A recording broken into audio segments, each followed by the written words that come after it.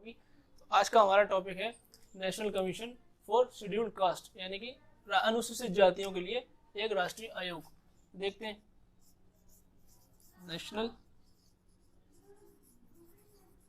Commission for scheduled caste, यानी कि अनुसूचित जातियों के लिए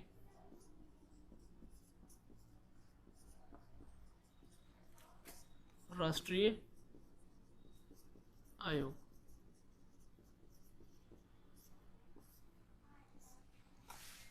नेशनल कमीशन शेड्यूल्ड कास्ट को जानने से पहले इसके बारे में हम थोड़ा सा इसके इतिहास के बारे में जानते हैं, किस तरीके से ये अस्तित्व में आया और कैसे ये एक संवैधानिक निकाय बना। क्योंकि पहले एक संवैधानिक निकाय न होकर एक संवैधानिक निकाय हुआ करता था, लेकिन सरकार के एक संकल्प के द्वारा और भारतीय संविधान के एक संशोधन के द्वारा इसको संवैधानिक निकाय का दर्जा दिया गया। तो आइए देखते हैं। वैसे तो ये आर्टिकल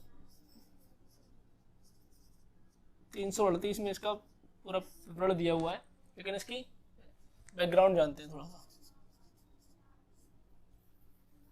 बैकग्राउंड जानने से पहले हम ये जानते हैं, जैसे कि नेशनल कमीशन फॉर वुमेन, जिसे नेशनल वुमेन कमीशन भी कहते हैं, 1992 में बना। एक national human right commission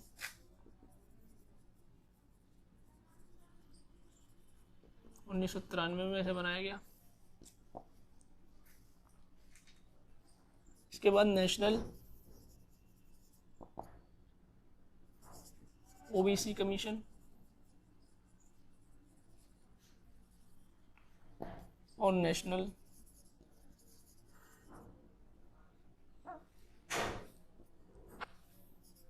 minority commission,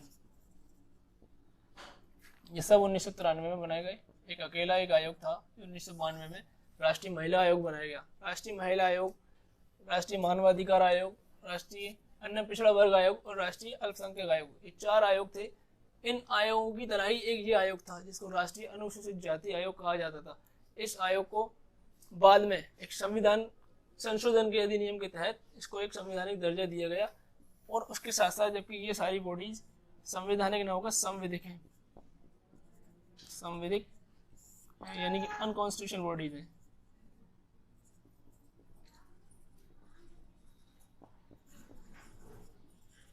खैर इसके बारे में तो हम बाद में बात करेंगे। अब हम जानते हैं कि इसका इतिहास या बैकग्राउंड क्या है जिससे ये एक संवैधानिक निकाय बना। देखते हैं इसका बैकग्राउंड। इसका बैकग्राउंड देखते हैं।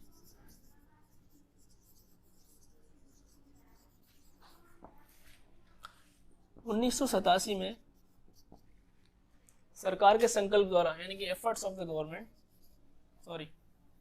सरकार के संकल्प द्वारा एक बहुसदस्यीय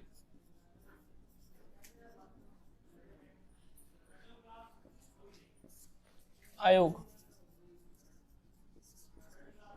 बनाया गया, जिसका काम था अनुसूचित जाति और अनुसूचित जनजातियों के लिए संरक्षण का प्रावधान, संरक्षण का विवरण काम था, जिसको सरकार के संकल्प द्वारा बनाया गया। फिर 1987 में ही इसका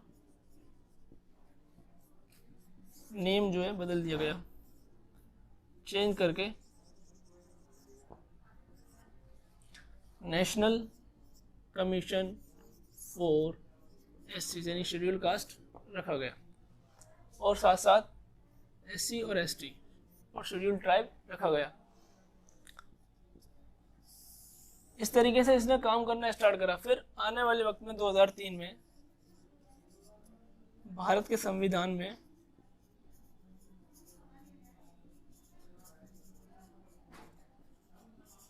एक संशोधन होता है यानी कि कुछ बदलाव किए जाते हैं।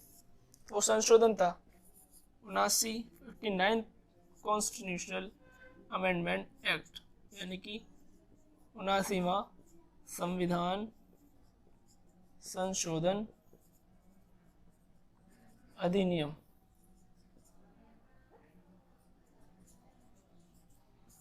इस अधिनियम के तहत इसको एक संवैधानिक दर्जा दिया गया। अधिनियम 6, भारत के संविधान का संशोधन अधिनियम 6 79 में 2003 में हुआ, तब इसको एक संवैधानिक दर्जा दिया गया। किसको? अनुसूचित जाति और अनुसूचित जनजाति के आयोग। अधिनियम 6 में इसे जोड़ा गया और उसके बाद इसी 2003 में इनको 2 भागों में विभाजित कर दिया। मतलब the commission divided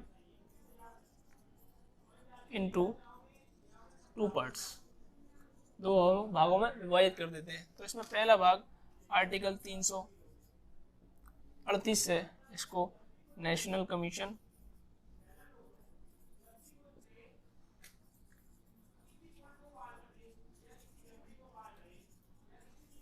for SC यानी शेड्यूल कास्ट जोड़ा गया, और इसी के साथ साथ 338A में national commission for schedule tribe के लिए अलग कर दिया, विभाजन कर दिया, दोनों पृथक पृथक बना दिए गए। लेकिन अभी भी ये साथ साथ काम करते थे। इसके बाद 2004 में एक स्पेशल प्रावधान के तहत इसको सेपरेट कर दिया गया, यानी कि पृथक कर दिया दोनों आयोगों को।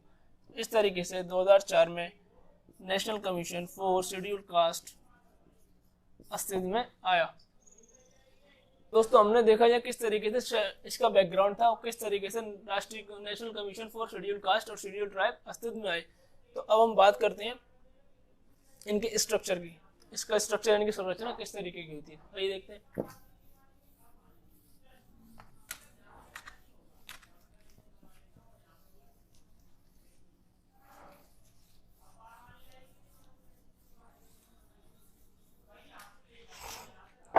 इनके स्ट्रक्चर की बात करते हैं, यानी कि संरचना कैसी होगी।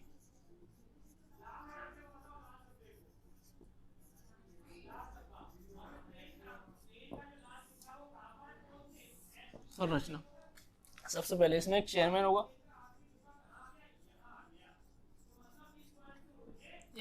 होगा, वाइस चेयरमैन होगा, एक और अदर मेंबर होंगे 3। तीनों अपॉइंटेड होंगे, appointed by the president of India. Bharat के राष्ट्रपति इनको सीट को नियुक्त करेंगे। इनके संरचना में सबसे पहले एक अध्यक्ष होंगे जो इस कमीशन के हेड होंगे। उनके अंडर एक काम करेंगे वाइस प्रेसिडेंट यानी वाइस चेयरमैन, और 3 मेंबर इसके अन्य सदस्य होंगे। इन तीनों सदस्यों को अपॉइंट राष्ट्रपति करेंगे। इसके साथ साथ इनकी all terms and condition are fixed by president. सारी सेवा शर्तें इनकी भारत के राष्ट्रपति फिक्स करेंगे, और इंक्लूडिंग सैलरी, इनके वेतन भत्ते भी भारत के राष्ट्रपति फिक्स करेंगे। ये हमने जाना इनका स्ट्रक्चर और संरचना। अब इनकी बात करेंगे किस तरीके से वर्क करते हैं। तो इनका काम क्या हुआ? SC यानी शेड्यूल्ड कास्ट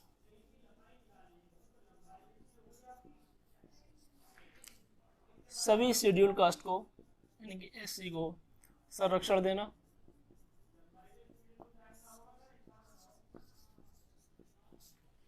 और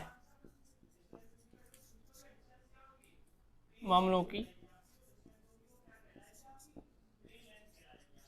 जांच करना का कार्य होगा। दूसरा,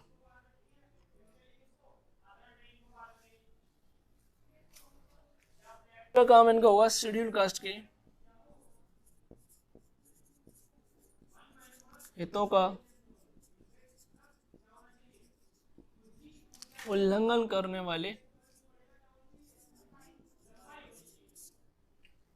मामलों की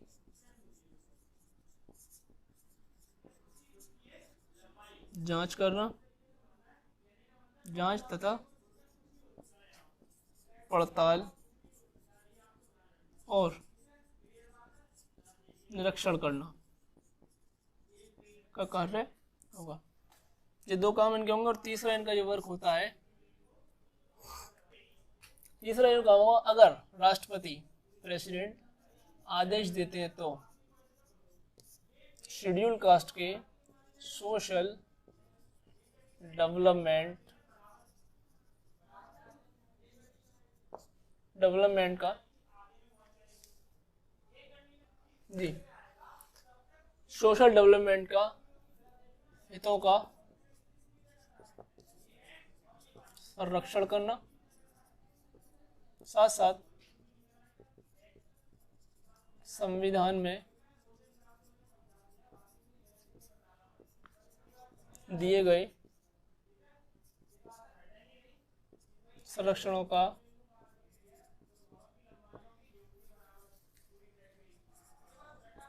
कार्य संपन्न करना। अब बात करते हैं रोल ऑफ द कमीशन की।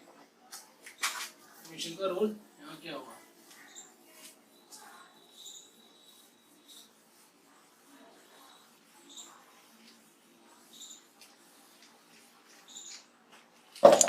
Role of the commission,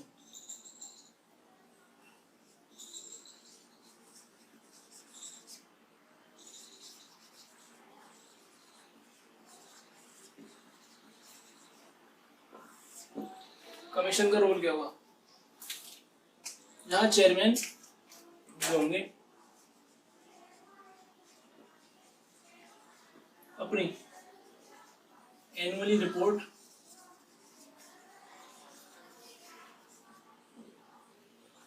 president of India को देंगे।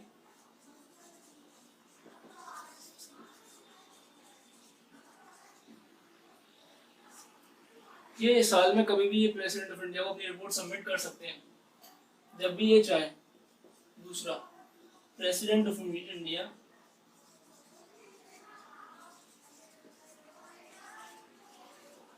इस रिपोर्ट को संबंधित राज्यों के राज्यपाल को समर्पित करेंगे और संबंधित राज्यों के राज्यपाल सेंड द रिपोर्ट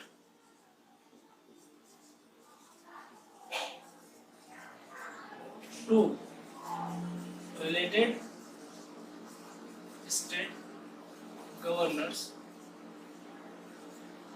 और गवर्नर्स संबंधित राज्यों के इस रिपोर्ट को राज्य विधानमंडल में रखवाएंगे, यानी कि राज्य विधानमंडल में रखवाएंगे। ये होता है रोल, कमीशन का रोल राष्ट्रपति के लिए और संबंधित राज्यों के लिए ये रोल हुआ। अब बात करते हैं पावर्स की। रोल के बाद बात करेंगे कमीशन की पावर की। पावर क्या है? If the commission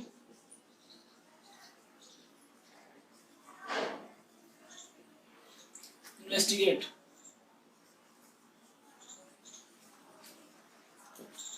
any case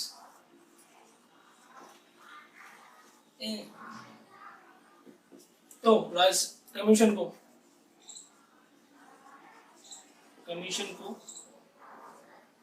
give all the civil code powers। यदि कमीशन किसी भी केस की जांच कर रही है तो उस जांच के दौरान कमीशन को दीवानी न्यायालयों की सारी सभी शक्तियां प्राप्त होंगी। और उन कार्यों में जो कार्य होंगे आपका, इसमें फर्स्ट होगा शपथ ग्रहण करना,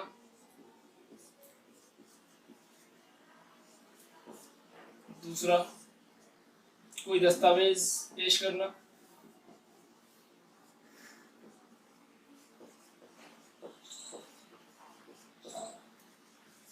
तीसरा प्रेसिडेंट यानी राष्ट्रपति के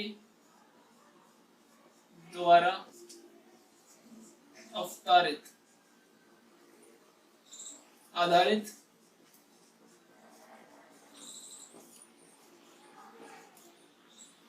कोई अन्य विषय।